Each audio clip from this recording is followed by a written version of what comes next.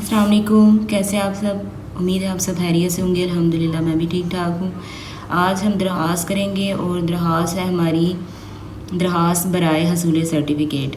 यानी आपने अगर स्कूल छोड़ना है, कहीं और स्कूल में आपने दाखिला लेना है, इसके लिए आपको सर्टिफ़िकेट की ज़रूरत होती है। तो आप पहले स्कूल से क्या करते हैं, सर्टिफ़िकेट लेते हैं और फिर दूसरे स्कूल में जो है ना वो दाखिला ले सकते हैं। ठीक है, तो इसके मतलब आज हम दरख्वास्त लिखेंगे।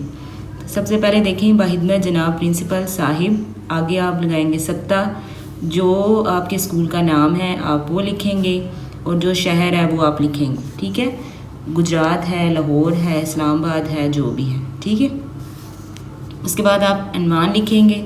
अनवान के बाद लिखेंगे दरख्वास्त बराए हसूल सर्टिफ़िकेट, यानी जो आप दरख्वास्त लिखना चाह रहे हैं, यानी जिस मकसद के तहत आप लिखना चाह रहे हैं आप यहाँ पे ये लिखेंगे। ठीक है, उसके बाद आप लिखेंगे जनाब आली, दरमियान में आप लिखेंगे।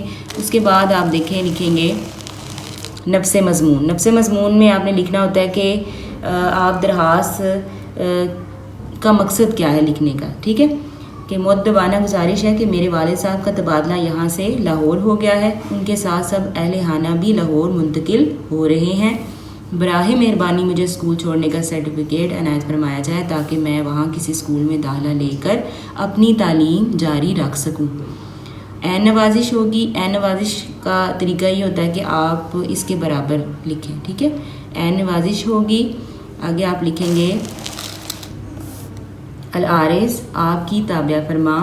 ठीक है, नाम, कुरातुलैन, जमात, हश्तम, या जो भी जिस भी आप जमात में पढ़ते हैं आप वो लिखेंगे। ठीक है, और जितना आपने मुद्दबाना में वक्फ़ा रखा होता है उतना ही आपने वक्फ़ा जो है यहाँ पे रखना होता है और लिखना होता है मोरखा, जो भी तारीख़ है, जैसे 27 जुलाई 2023 ईस्वी।